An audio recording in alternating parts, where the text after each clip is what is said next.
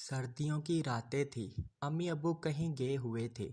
मैं रात को अम्मी के साथ सोती थी और बाहर सेहन में बैठकर अम्मी का इंतज़ार करने लगी। अमजद भाई ने मुझे सर्दी में कांपते हुए देखकर कहा, चलो तब तक मेरे कमरे में सो जाओ। मैं जल्दी से भाई के गरम गरम बिस्तर में घुस गई और भाई भी मेरे साथ लेट गया। कुछ ही देर गुजरी थी कि भाई ने, मेरा नाम जवेरिया है और मेरी उम्र 15 साल है। हम गांव के रहने वाले हैं। मैं बहुत खूबसूरत और नाजुक लड़की हूँ। गांव का हर लड़का मेरा दीवाना है, मगर मैं जितनी खूबसूरत हूँ उतनी ही मासूम हूँ। रात के वक़्त मैं अकेले कमरे में सोने की हिम्मत नहीं कर पाती, इसलिए मैं अम्मी के साथ इनके कमरे में सोती हूँ। नवंबर की सर्द रात थी जब मैं अम्मी को पास वाले घर से बुलाने गई। गली में अंधेरा था। मैं अपनी पड़ोसन के घर जा रही थी जब मैं कीचड़ में गिर गई और मेरे सारे कपड़े गंदे हो गए। मैं रोते हुए घर वापस आ गई और वॉशरूम में नहाने लगी। घर में कोई नहीं था। मैं नहाने के बाद बिना लिबास के ही वॉशरूम से बाहर निकली। भाई के कमरे में आ गई क्योंकि मैं कपड़े साथ लेकर जाना भूल गई थी और भाई के कमरे में हीटर लगा हुआ था। मुझे बहुत सर्दी लग रही थी, इसलिए मैं अपना बदन सुखाने लगी। मेरा भाई सो रहा था। मैंने इस पर ध्यान ही नहीं दिया और कुछ देर बाद कपड़े ओढ़ कर अम्मी के कमरे में आ गई। 1 घंटे बाद फिर लाइट चली गई। मुझे डर लगने लगा था। अम्मी भी अभी तक घर वापस नहीं आई थी। भाई भी सोया हुआ था। मैं डर के मारे बिस्तर में घुस गई और अम्मी की वापसी की दुआ मांगने लगी। मुझे बिस्तर पर किसी का वजूद महसूस हुआ। अम्मी आप वापस आ गई हैं? मैंने खुश होते हुए पूछा। इन्होंने मुख्तसर जवाब दिया और मेरे पेट पर हाथ रखकर मुझे अपने नज़दीक कर लिया। वो मुझे बहुत भारी महसूस हो रही थी। मुझे नींद आई थी, इसलिए मेरी आंखें बंद होने लगी। रात के वक़्त मुझे अपने फुटबॉल्स के दरमियान शिद्दत से कुछ चुभा। मैंने आग की और अपने फुटबॉल के दरमियान हाथ रखा। वहाँ अम्मी का हाथ पहले से ही मौजूद था। अम्मी मेरे पीछे ही सोई थी। मुझे बहुत अजीब दर्द हुआ था। मैं दोबारा सो गई। अगले दिन जब मेरी आँख खुली तो मैंने देखा अम्मी मेरे सामने सोई हुई थी, जबकि रात को मेरे पीछे सोई हुई थी। मैं वॉशरूम चली गई। मेरे फुटबॉल्स अभी भी मुझे तकलीफ़ दे रहे थे।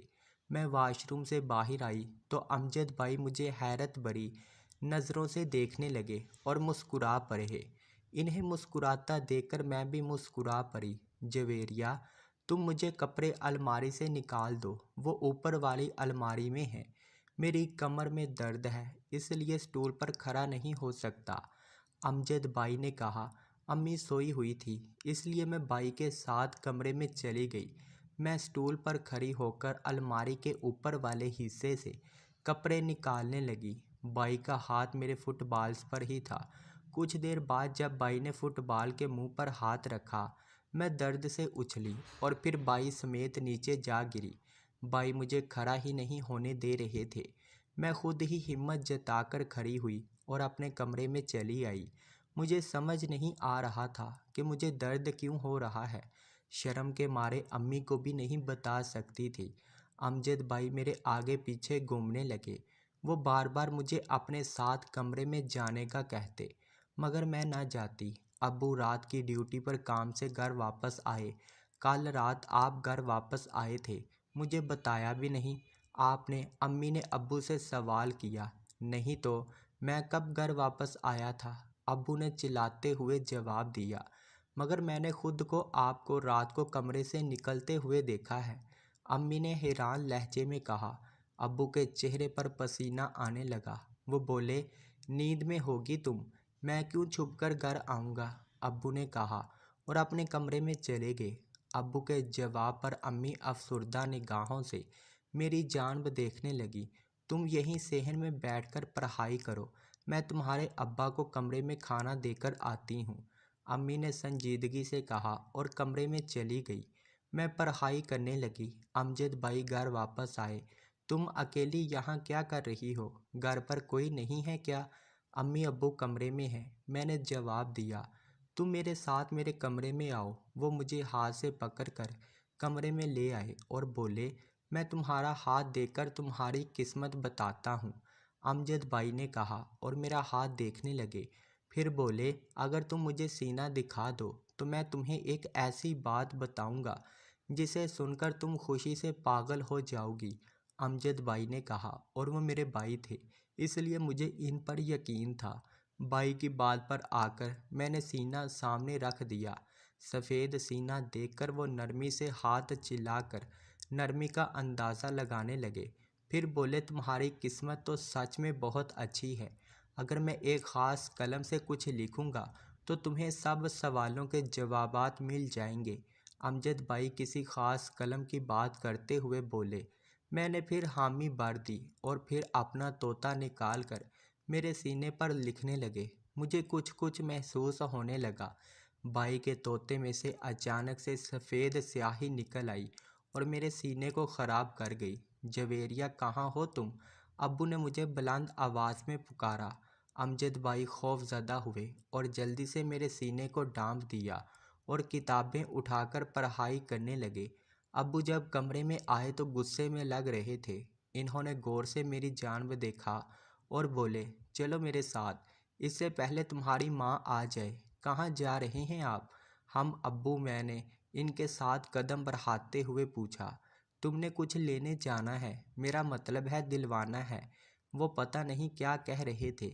हम घर से बाहर कदम रखने ही वाले थे जब अम्मी ने मुझे हाथ से पकड़ लिया और बोली, जवेरिया को कहीं भी लेकर जाने की ज़रूरत नहीं, समझे? अम्मी ने सख्त अंदाज में कहा और मुझे वहाँ से ले गई। अब्बू गुस्से से बर्तन तोड़ने लगे और बोले, अब आगे जो कुछ होगा इसकी जिम्मेदारी तुम होगी, मैं नहीं। अब्बू गुस्से में अपनी बात कहकर घर से निकल गए और अम्मी को तो जैसे सांप सूंघ गया था। अब्बू की बात पर अम्मी का रद्द अमल अजीब था। अम्मी ने सारा दिन मुझे अपने साथ ही रखा।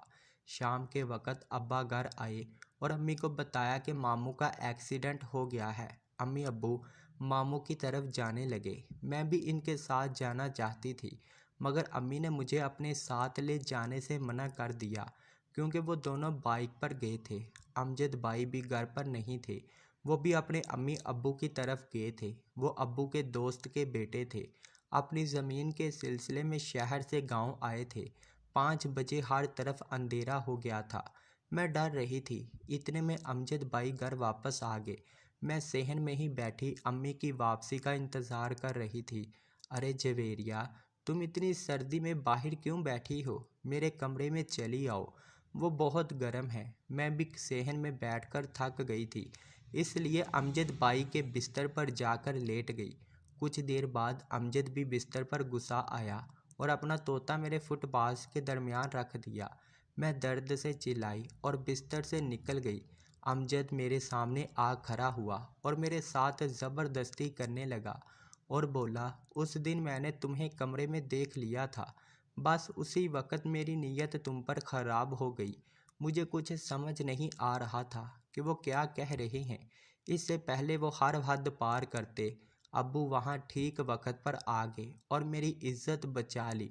अब्बू ने अमजद को खूब मारा और गांव वालों ने इसे काला कर दिया और गधे पर बिठाकर गांव से पुलिस थाने ले आए और पुलिस के हवाले कर दिया। अम्मी अब्बू को उसी दिन शक हो गया था जब अमजद कमरे में आया था और अम्मी को लगा कि वो अब्बू है। अम्मी ने मुझे समझाया और बताया, ये सब कुछ क्या है। बेटियों से ऐसी बातें छुपा कर रखना इनसे जुल्म है। इन्हें मालूम होना चाहिए कि अगर कोई आदमी इसे इस तरह हाथ लगाए या कुछ करने की कोशिश करे तो वो जुर्म है। मेरे माँ बाप की समझदारी ने मेरी इज्जत बचा ली थी। अमजद अब जेल में है। किसी भी गैर लड़के को घर में रखते वक्त इस पर नज़र ज़रूर रखें कि कहीं इसकी नज़र आपकी बहन बेटी पर तो नहीं है।